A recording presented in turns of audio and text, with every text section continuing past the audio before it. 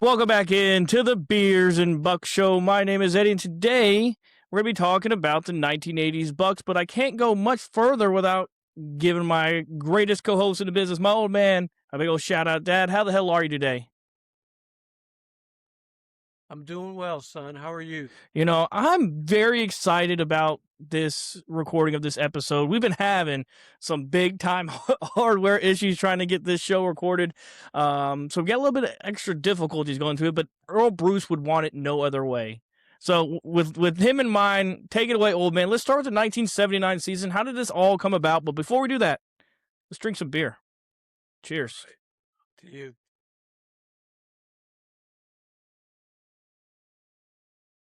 All right, we'll start with the bowl game in 1978. Woody Hayes had a little problem with a player that played for Clemson, and he had a problem with him, and it ended up him fired. So for the 1979 year, they hired Earl Bruce, who was a former assistant for Ohio State, and he went on to be the head coach at Iowa State. And they brought him in. Well, Woody did him a big favor by leaving a lot of the great players still at Ohio State for that year. And in his first year, he ran the table. He went 12-0, and they were number one team in the country, and they were playing in the Rose Bowl, and they were facing number 3 USC, and they had the Heisman Trophy winner Charles White as a running back, and the Bucks going into that game, they knew they had to control him a little bit. So throughout the game, it was back and forth, low score. White went for about 100, 125 yards, but he was, they contained him at that point. But with about 2 minutes left in the game, USC got the ball back with about 2 minutes to go, as I said, and they had 80 yards to go because the Buckeyes were winning 16-10. Well, the first handoff to Charles White, he went for 40 yards. We ran him down, but we tackled him, but that was good. And the clock was running, so they gave it to him the second time. He went for 35, and now he was inside the 10. And so what do you think they did on the third down? They gave it to him. Touchdown, extra point, 17-16 USC. And in those days, when you were inside of a minute, game was over. And we lost what I thought was my first real big national championship in my lifetime. And that, but that ended with a no championship. So, but that set the expectations for the Buckeyes. They did great that year with Earl Bruce. He was supposed to come in and, create this dynasty for the Ohio State. And as we move into the ninth man, and we expect the expectations for him were very, very high. And I can't remember if you hit on it yet or not, Dad, but his first game, he defeated Michigan in his first season. Yep. Earl Bruce, 18-15, and how important that was. Especially trying to fill the shoes of a mythical god in Woody Hayes, and to even go 11-1. I mean, Woody, like you said, did him a favor. But if you were Earl Bruce, then you couldn't have had a better first season taking over after Woody Hayes. Well, one of the best players that Woody left for him was Art Schlichter, and many of our people out there know about his personal side, and you can say whatever you want about that. But when he came into Ohio State in 1978, and there was an incumbent quarterback there, Woody started Art Schlichter in the first game, and that's never been done at Ohio State. And he was a first-time dual quarterback. He could run the ball and he could throw the ball. And in those days, other than BYU, nobody threw the ball like Schlichter could do at that time. And, like you said, going into the 1980, he was a junior, and everybody expected him to be a Heisman winner and all of that. So going into the 1980 season, expectations were real high for them. And it kind of seemed like, a little bit of a letdown season. When you go into that season, he went 9-3, still very good record. Still went 9-3, beat Michigan again, but this time lost to USC in the Rose Bowl. Well, in 1980, he lost to Penn State in the Fiesta Bowl. But, for Ohio State, losing 3 games was a problem. Okay. We don't expect that. And like you said, in 1980, we lost to Michigan. He won in 79, but he lost in 1980. No, they beat him. They beat Michigan 9-3. By my records, they beat him 9-3. Okay. Well, I looked it up and it was said they lost, but whatever. Whatever it is. But fuck them still anyway. Yeah. But that year, the expectations were very high for Schlittler, but they had a linebacker, and throughout the years, their linebackers played well. They had this guy named Marcus EK, and he was 36, which a lot of players, that wasn't very famous, but great. And this guy came out of nowhere, old Ohio boy that just showed up off the farm, and he really had a great year that year. Hell yeah. And, what that 1980 season really proved is that it wasn't a fluke for Earl Bruce. It wasn't a fluke year. Like he sustained greatness in that year too, by winning back-to-back Big Ten titles. And then to 1981, went back to get 9-3 season. But the storyline was another strong season, but a disappointment kept the Buckeyes from finishing higher because they finished 13. Yeah, but they won the Michigan game that year. Yeah, 14-9. Yep, and that was the first year out of college, and I was away from home, and I was doing everything I could for getting cable. Those old time problems. Yeah. Now you got streaming service coming out of the wahoo. Yeah. So we got the game, and that was a great game in 1981. And once again, Marcus Merritt played out of his mind, and they had, the real players on that year was, of course, Schlittler, Mark, and they also had Tim Spencer. That if you look at the 2014 championship game, his son was one of the wide receivers on that team, Evan. And you also had a wide receiver, and we never talked about wide receivers before that, but there was a guy named Gary Williams, number 44, that he actually got drafted by the Raiders. And that's probably the first time we ever had a real receiver drafted at that time. Yeah, because throughout this entirety of Earl Bruce's tenure was a lot of NFL talent. He had a bunch of talent, and it seems like as we kind of roll into like the 1982 season, 9-3, is that just Earl Bruce is like as good as it gets because he just kept. But as a fan, there you see 11-1, 9-3, 9-3 again. Is it just becoming natural at this point where it's like 9-3 at this point? It's okay. But it's not where you want it to be. Well, you'll find out that his record of 9-3, he had it every year that he was there until the last year where he went 6-4-1. And 9-3 is not good enough for the Buckeyes. And when he did that every year, that built up a lot of, anger for Bruce.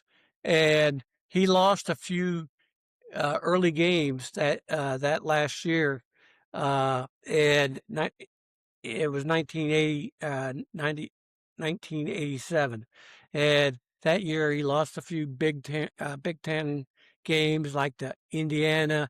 They lost like, I think 41-7 or something like that. It was crazy. And that never happened. And the tide for Earl just, it was like a landslide, and he had nothing to do with at that point. Yeah, and well, the thing is, it's like he could field a good roster. Like he probably could have coached somewhere with that kind of record for 40 years and never batted an eye. But when you're at Ohio State, you're the coach for Ohio State. I mean, if you looked at today, if Ryan Day lost 3 games in the season and one of them was to Michigan, they'd be stomping at his door trying to get him out. And it was still that but you got to think that was 40 years ago, almost 45 years ago, that. Right. The standard is still the same today as it was 45 years ago.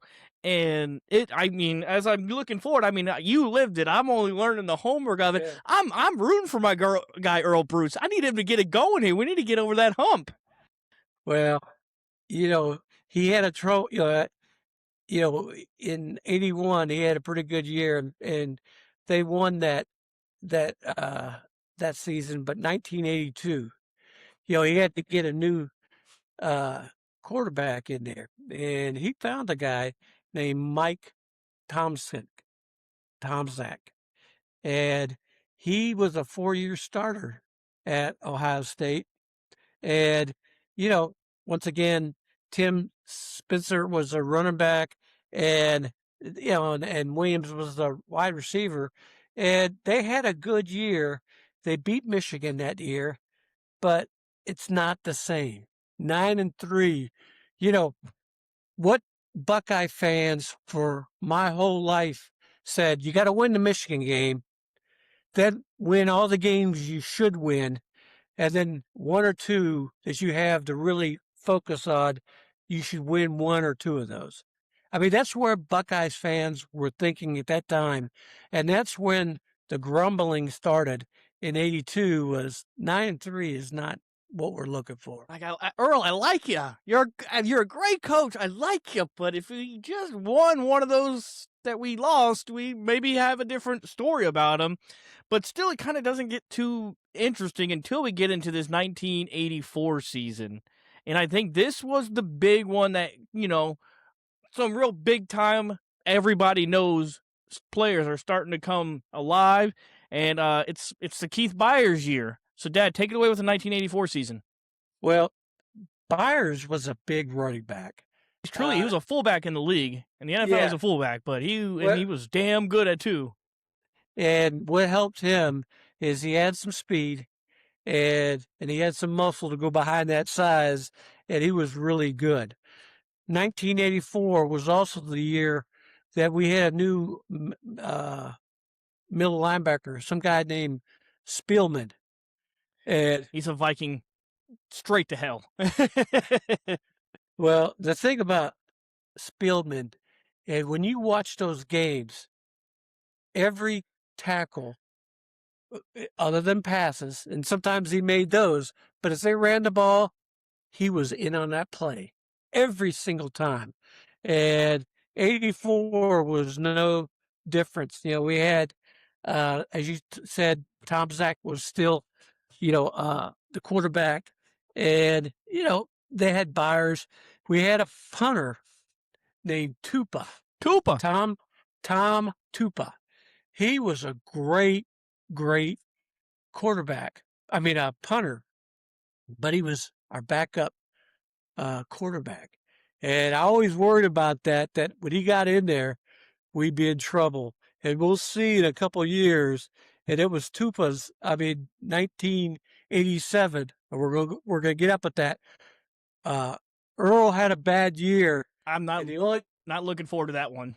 and he had a quarterback named Tom Tupa, who was his quarterback and a punter. He made it to the NFL and played several years because he was a really good punter. But they thought they were going to have him in there for a long time as a backup quarterback. Well, they found out really good. He wasn't that good as a quarterback. I never liked the idea of a potential punter being the next quarterback up. Earl Bruce. Oh, before we go any further, I have a few questions about Earl Bruce. How good of a recruiter was Earl Bruce? When we look at, because we'll get into John Cooper later. John Cooper was known as recruiter, not a good coach, great recruiter. But where does Earl Bruce sit? Because I feel like he's, somebody that gets forgotten a lot about because you went from Woody, and even though Earl Bruce was there for almost 8 years, he kind of gets forgotten about. Whenever I look up like history, he kind of goes unknown a little bit. Well, from 70, he was the coach from 1979, which most of the players were Woodies. Yeah.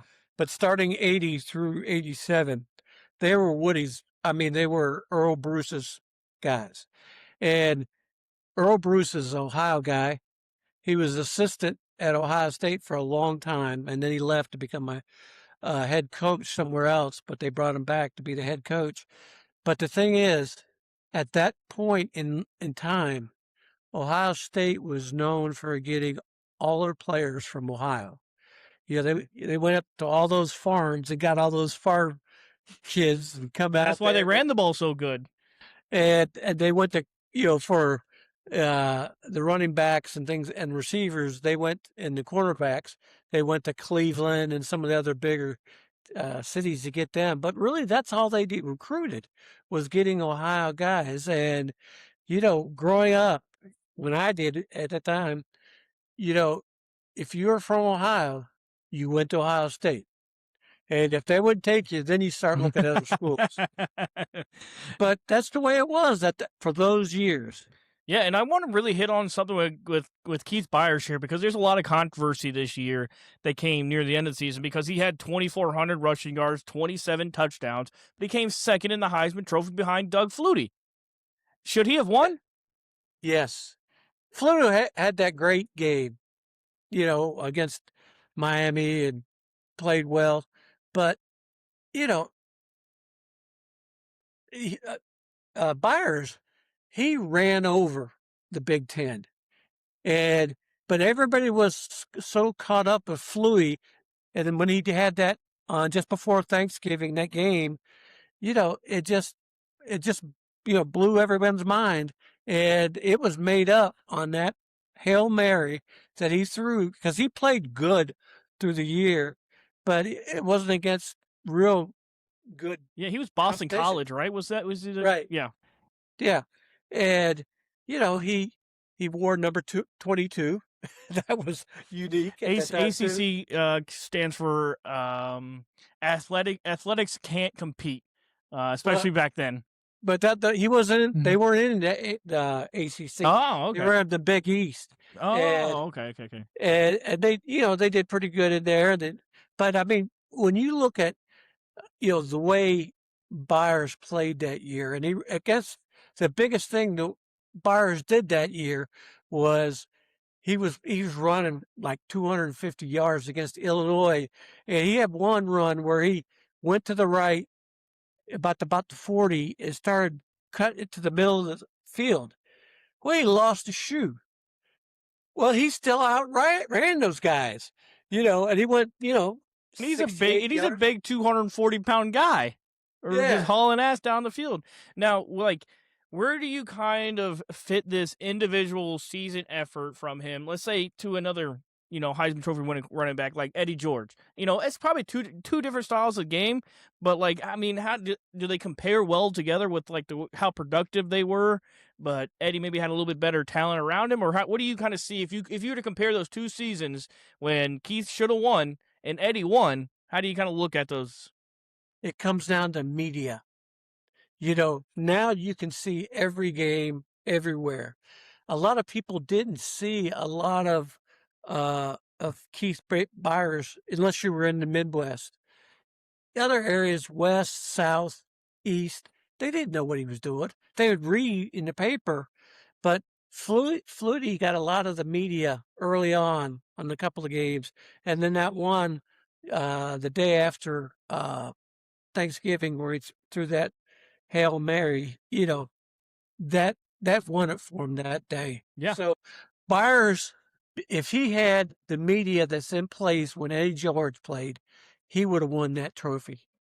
I agree. And we're kind of at the halfway point here. So let's drink us some beer, old man. Cheers. All right.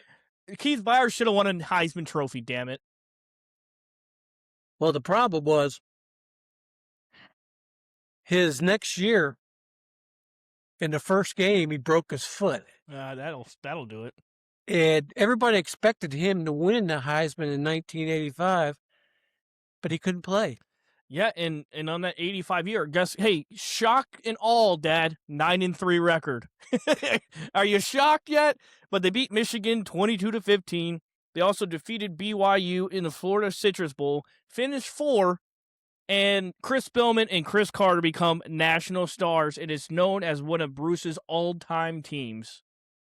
Well, they ended 9-3, but the biggest Buckeye win in my life happened in that year when they beat Iowa, who was number 1 in the country.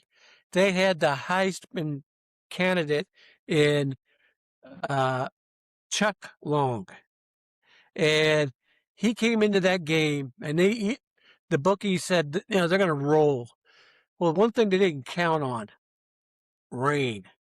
It rained that day, and the Buckeye defense that day was unbelievable. And they were out to show that he wasn't nothing. He threw 4 interceptions. Spielman had 2 of them. And if you watch that game on YouTube on defense, I swear, Spielman was on every play. I mean, he was everywhere. And, they had him and Pepper Johnson. A lot of people, he was a great college linebacker. He went to the Giants when they went to the Super Bowl a couple of years. He was a big player on that. But one of my favorite players of all time, this was his first year to be, as a junior, a starter at Ohio State, Jim Carsadas. And there was something about him that was a little different. He threw the ball real good, like you talked about Chris Carter, and he could throw it. He could throw it hard, could throw it real good. And he saved several games because of his ability to throw the ball. So, that's the first time I saw him, and I really believed he was going to be one of the best quarterbacks for Ohio State. All right, Dad. Well, before we move over into 1986 season, let's drink some more beer. Why don't we take another extra beer break? Cheers. Okay, so this was kind of the new change because coming off the last season, Ohio State finished 4th, and they entered the 1986 season ranked number 1 in the country. What was so good about this season that kind of ended with some disappointment? Well, the first game of the season, they played Alabama, and Alabama beat them by a touchdown. And that just kind of, started off on the wrong foot. But they had a good team. A lot of the players that were there before are back this year. You had Carter and Spielman and Casadas. And, they had a lot of really good players. But the same thing, this is when things were starting to build up against Earl Bruce. You have all these guys, all Americans, but you're losing 3 games. And this is when you could start hearing people in Ohio saying, he can't win it all. That's what they were saying. He can't win it all. He had the players. Woody would have, but Earl, you're not doing it. So do you think inside of the facilities and the athletic director, they're kind of, maybe getting a little disappointed that they shouldn't have gotten rid of Woody with all this talent they've had last year? Or was it more deeper than when Woody, allegedly hit a player that was kind of, that was it for him? I mean, because it kind of seems like with all this talent, Woody would have maybe won 2 or 3 national championships during this stretch. Well, son, let's get into that after 1980. When we get to 1987. Okay. All the stuff will come out, and we'll wait till then. So so their third loss was to Texas A&M in the Cotton Bowl. They finished 6th, but this feels like the penultimate of like when you're really good, but you don't feel your coach is good enough to get you over the edge. I mean, you see so many teams today in today's football where a coach could lose only a game or two, but they lose in the college football playoff for 3 straight years in the first round. Get his ass out of here because they cannot get over the hump. Is that we're getting to that precipice with the Ohio State Buckeye fans in 1987 where it's like, Earl Bruce, we love you. You're winning the games you're supposed to, but we need better. Well, they had a new AD, athletic director, and he was, I would say, influenced by the fans and the trustees and all the donors. They just couldn't handle 90. And when you get into the 1987, you could feel that if he loses a couple games that he shouldn't get, I mean, they were ready to get it. They were ready to get rid of him before the season started. And if he lost a couple of games, he was gone. You, as a fan, you knew that's where we stood. I agree. And then as we get into that 87 season, what are your thoughts going into the season? If you can remember, I'm sure you can remember your thoughts going into that season because it ended up being a very, very disappointing season for your Ohio State Buckeyes. How was it feeling going into the year, or did you feel like this was probably going to be a bad year because we already kind of felt like you were waiting for something bad to happen so you could get rid of Earl Bruce? Well, you knew he was on a fine line. And, he started the year off, like I told you, as starter quarterback, Tom Tupa. He was a punter. He was a great punter, but he wasn't that good of a quarterback. So the season started off once again where they lost a couple of games. Okay. So, we still had Spielman and we had a lot of other good players, but they just didn't play well.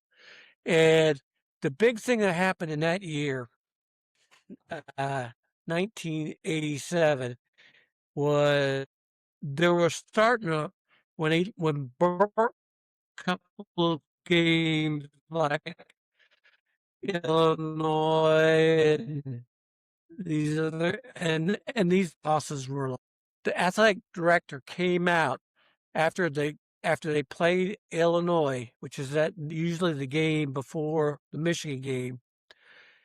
He came out and said, "I'm going to fire Earl." He, at that time it was 5-4-1, and he said, "This is not Buckeye, football. We're going to get rid of this guy. We're starting from the ground up." But he said, "I'm going to let Earl finish the season, but he's out." Well, all the players wore headbands on their head with Bruce on it, and they went up to Ann Arbor to play. And Earl's last game, they beat a really high and talented Michigan game in Ann Arbor. Yep, 23-20. And they carried him off the team and all of that. And so what that tells you, and I think this is where college football, you started looking at the game and saying, is this a game or is it a business? And that's when it started getting kind of, the players loved Bruce, Ohio guy. He was one of them. And the players loved him. But the new AD said, nah, he's got to go. The trustees said he's got to go. And these are all the guys at the top. But everybody below are the fans and everybody that supports and the students and everything. They didn't want to get rid of him. So that's where college football for me really changed. I agree, and I can definitely see what you're saying there because from my homework that I did on these 80s season is this was touted as one of the more emotional seasons in school history. When you take everything kind of in advance, you agree with that? You see how like that was, because did it feel like a bad breakup with Earl, where it's like, I love you, but I got to move on. I got to do better. Well, the house was split, okay, but all the people in power were against Bruce. So they said, we're going to fire you, but if you want to call this game, go ahead. Yeah. That's Michigan game. Yeah, there were probably, let's go. Everybody thought we'd lose. Yeah, that's what I was saying. The AD probably thought we were just going to get ran over, but yet all the players came out with the Bruce bands, and they end up winning 23-20. Because that was Bruce's last game. Like, what did Bruce do after Ohio State? Where did the rest of his career kind of take him, to your knowledge? He went to Colorado State, and I think he went somewhere else after that. But that was about it. I mean, he was older guy. He was in the 60s, anyways. So he's close to the end of his career. But to this day, and he's about 80 years old or more. Bruce, if you're listening to this, we love you. He is a die-hard Buckeye, and local now, and it's really, he's not the head coach, and he's very pro player. Yeah, he's a player's coach. You could see why, because they love him, and he'll talk to these guys, and he'll tell them, he'll say, you're this All-American, and you got all this talent. Why don't you do something on the field? Your stats from last year are good, but you still got to play this year. Yeah, you still got games this year to play, buddy. Yeah. So it's funny here, but he's still, Buckeye fan. It was a tough position to following Woody, because Woody could do whatever he wanted, and the people would love him. Yeah. Even when he was tearing up the yard, that's Woody. And he's pushing people and all this stuff. But Earl, especially after that first year, they were number one in the country and lost that game in the Rose Bowl. He had nowhere to go but down, and that's what happened to him in 1987. Yeah, and that's what the thing is, when we kind of get to like that point of where with Bruce, because he just seems like, because you look at it now with teams and coaches now, so many coaches stick around because they are player coaches guys, because those players first coaches, they bring out the absolute best in every single player. It's not X's and O's, it's Jimmy's and Joe's. And that's why Bruce, even though he never got over the hump, he was still so successful because he knew the Jimmys and Joes he had going on. It wasn't so scheme based. And before we get to this next year, Dad, cause you're gonna need a drink for this guy. This is your guy. I need this. You need Guy Cooper. And that is this 1988 is the start of your favorite Ohio State Buckeyes coach, Mr. John Cooper, and he did not have a good first season. Well, I'll tell you, he came in, and we had, of course, Ohio State was a big coach position. Guys were fighting right and left to try to get in there, and we had a lot of big name people that wanted that job. A lot of the guys, the Oklahoma coach wanted it. A lot of other guys, but the key thing that got John Cooper in there was the year before that. He was the coach of Arizona State, and he played in the Rose Bowl against Michigan. And they said, that's the guy. He knows how to beat him. We saw everything we saw. He beat Michigan. He's good for us. And it's a little disappointing because this was the first losing season in 22 years. Since 1966, it was the first losing season.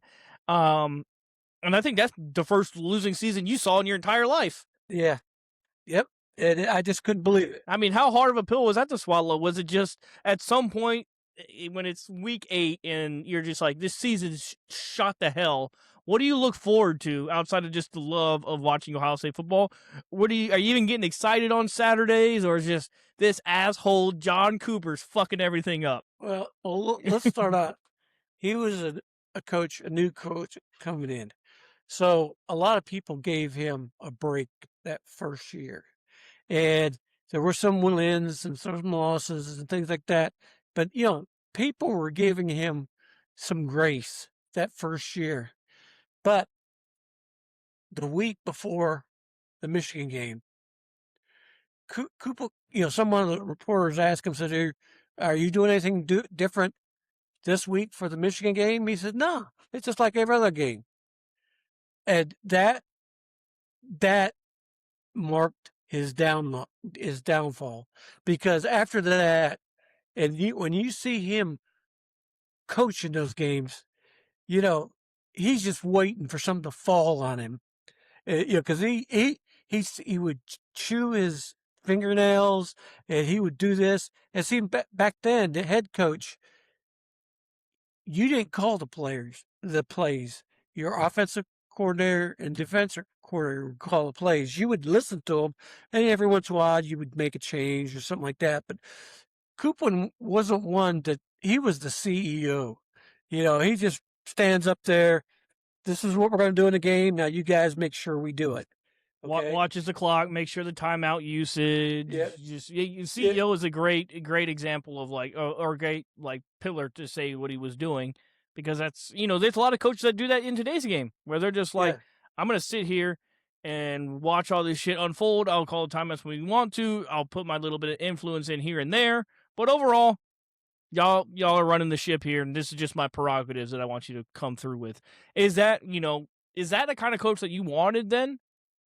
No. Or was that kind of college football wide for head coaches? Well, the one thing is, Cooper was pretty quiet as a coach on the sidelines. Okay, so whether you were winning or losing, he's just kind of standing there. He may, bite his fingernails, but he wouldn't do anything. And if something get mad, he'd go, "That's not right." That's it. And it's hard to have, especially at that time, you want a coach to really fight for your guys. And if it's not right, they want you to stay up.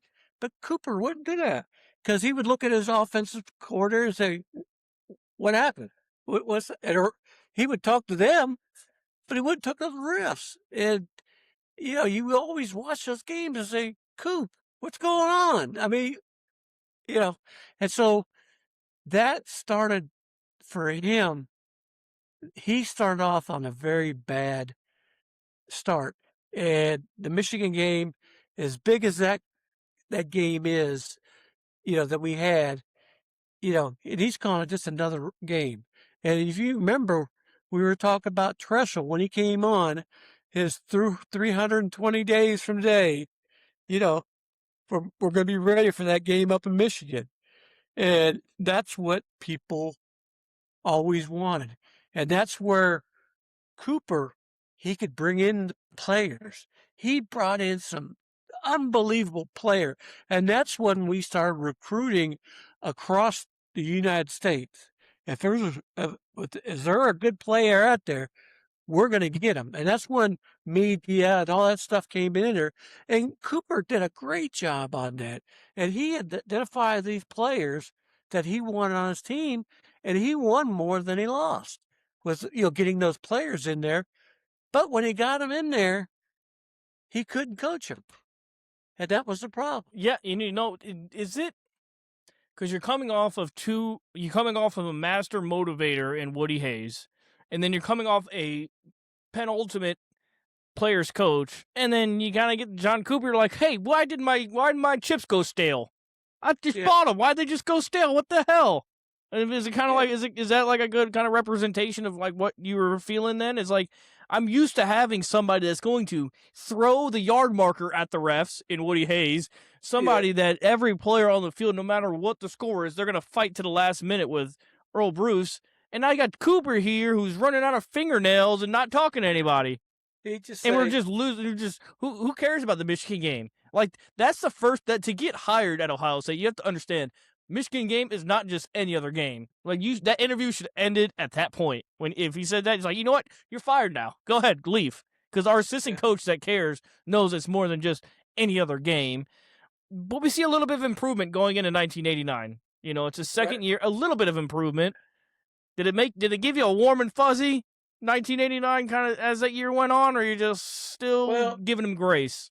There was a place, and this was when you were able to watch more games, and we had this place that was close to our house called the Scoreboard, and you would have all these TVs up there. That's when sports bars started, because you had the dishes, and you got all these different games and stuff. And I would go up there about every week, and I would get to see just about every game because, it was up there, and it had to be the owner of the Scoreboard was a Buckeye. So every time I'd show up, and I go, he said, "Yeah, here we go," and he'd have on the biggest, game screen up there. But there was one game that year, the Michigan game. The Gophers they were awful. They were awful. And we started that game off slow. They scored a touchdown. And I said, okay, we got players. We're gonna get this going. But we didn't do nothing. They scored again. And again. And again. And a field goal. What the hell's going on? Well, I'm there. I'm looking at the manager, and he's yelling, so I'm yelling. They're down by 31. You couldn't drink enough beer. And I was going, what is going on? And this is the biggest comeback the Buckeyes ever done. I mean, they had a new quarterback named Greg Fry that could throw the ball. They had a running back called Carlos Snow, and this guy was about the size of your brother, and good size, but he's pretty big guy. That was generous.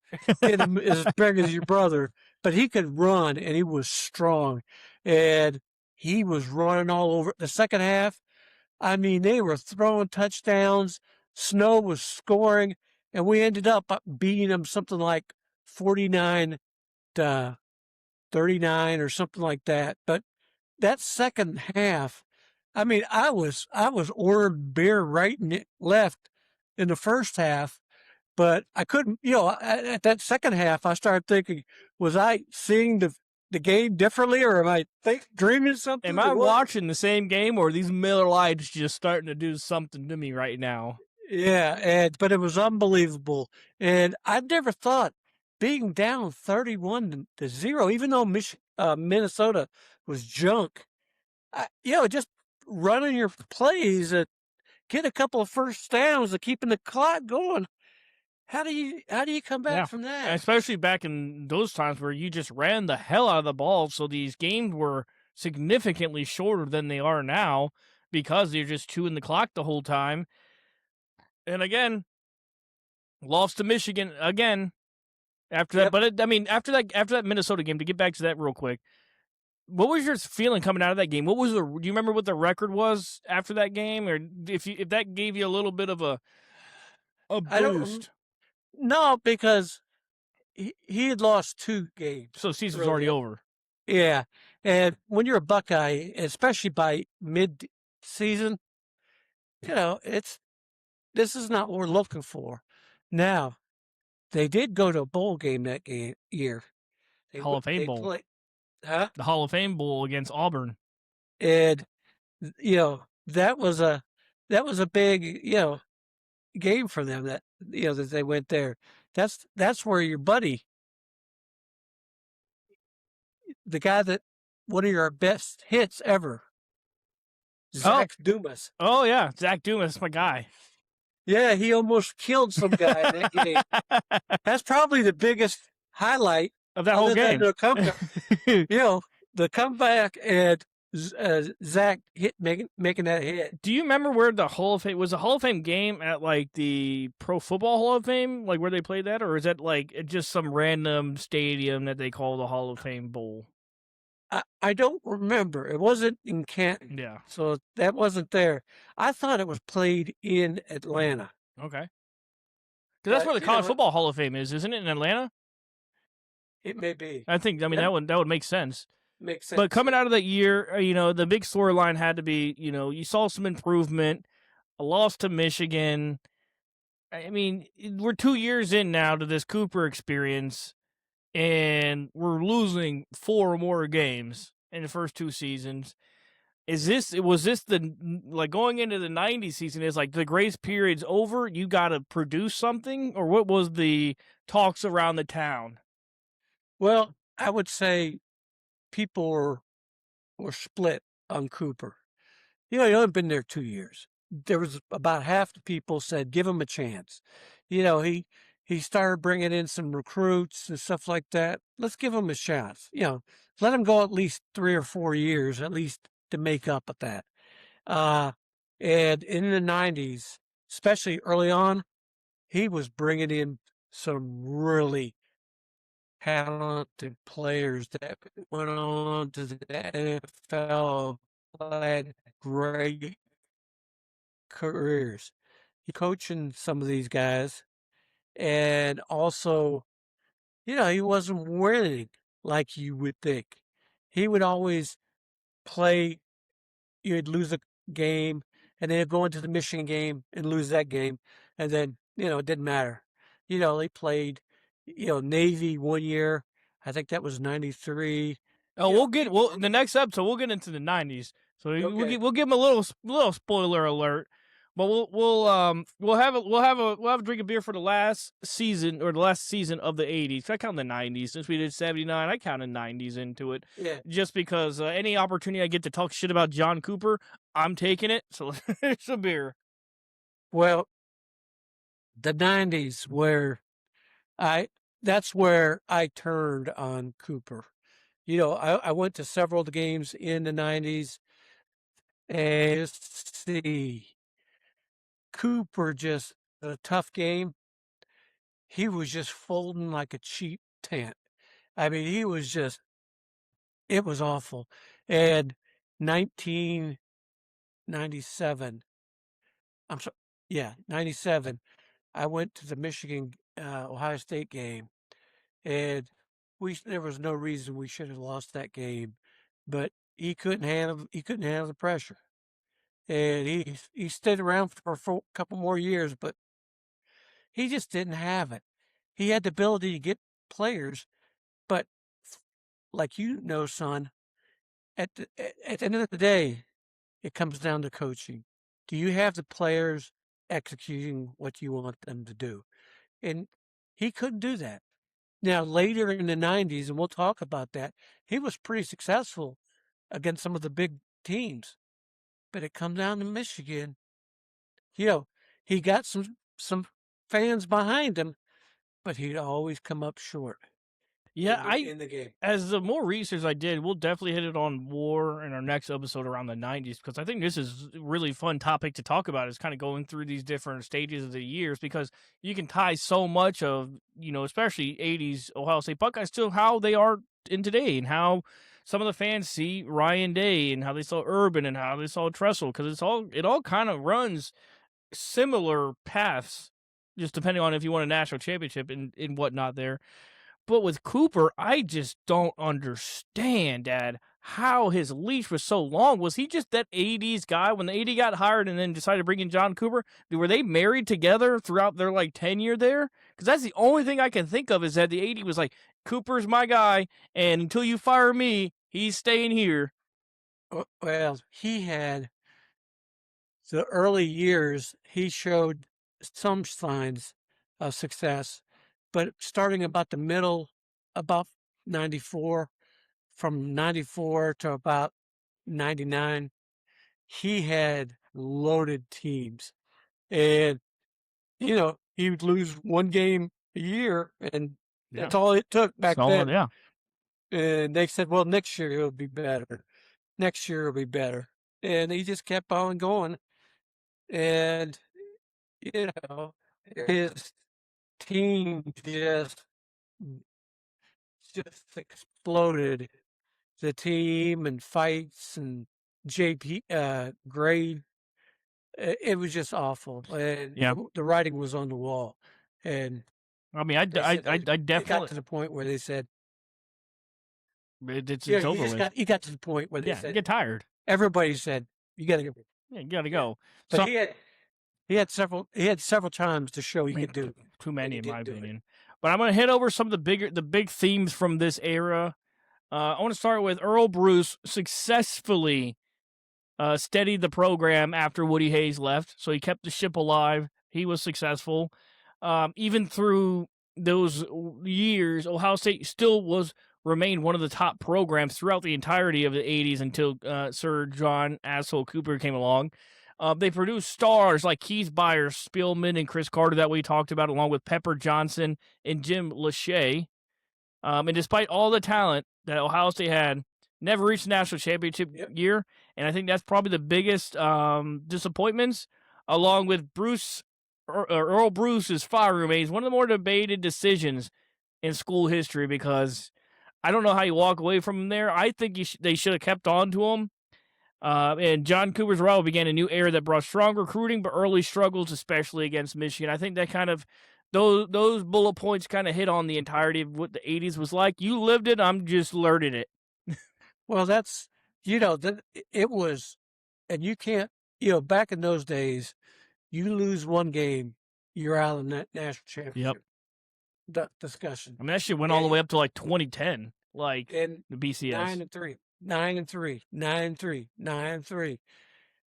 Buckeye fans, they couldn't understand that. Now, the funny thing is, when Bay came out and fired him, these other fans of these other teams are going, we'll take him. 9-3, we'll take it. Oh, absolutely. We'd love that. Yeah, we'll take that. We'll take it. And so that was, and Bay kind of did that on his own. He got with the trustees. They decided, okay, we'll agree with you. And it was handled bad. And they leaked it out before the Michigan game. Oh. And, in looking back, it probably helped us win that game. A little extra emotion. Yeah, because all the players were, and if you see when they carry him off, normally in the game, the players scatter out and go, see their friends or whatever on the other team. This one, all of them were around Earl when they kept him out, and they all were there support. And really, some of the players thought that might change things. They may not, but new AD wants, it's the same thing in the NFL. When a new GM comes in, they want their own head coach. They want their own new quarterback. So that'll be something I'm interested to see. Because our next episode is going to be about the 90s. And I really want to see if this same AD that was brought in the year Earl Bruce was fired and how long he stayed along with John Cooper. I think that'll be a little, my little homework assignment for me is learning some more about the 90s, and also, because I think that's something interesting for me there. Well, I'll tell you right now, you're only going to have one coach to talk about in the 90s. Yeah, I don't like this. It's not going to be it's going to be my least favorite episode we ever do, Dad. It's going to be, I'm going to hate it. I'll probably get mad. Put a warning at the bat. Yeah, I'll put a warning down below. I don't know, let everybody know, too. I know our mix-up here on the screen's a little wonky. We've been figured out, but we're going to go this way, and I will have a much cleaner look for all of you guys that are watching the Beers and Buck Show. Dad, last few points, 80s, last few words you want to say about the 1980s Ohio State Buckeyes?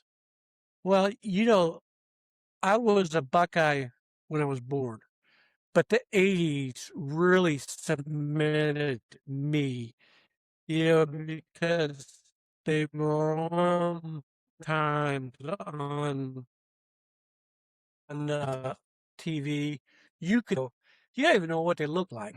But now we had these games, and we saw what they look like, and you learn more of the plays and stuff and players that way, and it made, if you were a fan of a team, this really cemented it. Yeah. And I can tell you in the 80s, I suffered every loss that we had. Ooh. But, before, you hear it on the radio, okay, whatever.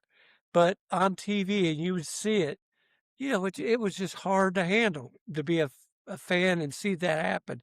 So for me, as an Ohio State fan, that really changed. Probably wasn't the best thing to happen to me, but I became a very rabid Ohio State fan. Hell yeah. I mean, that's what we're trying to do here. It's, it's off season. Let's do a little history lesson. I wasn't very good in school, as you know, Dad, but if you got me learning history about football, you see, I got another A+. I give myself an A+ on my homework assignment for tonight's episode, which was the 1980s Ohio State Buckeyes, in which will be another A+. I'm going to have a 4.0 by the time the season starts, Dad.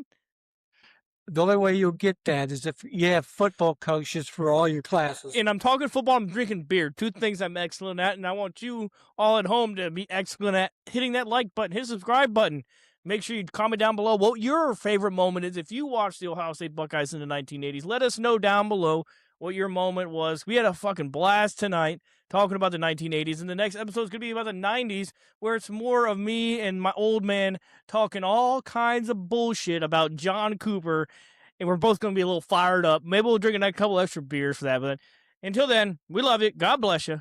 Goodbye.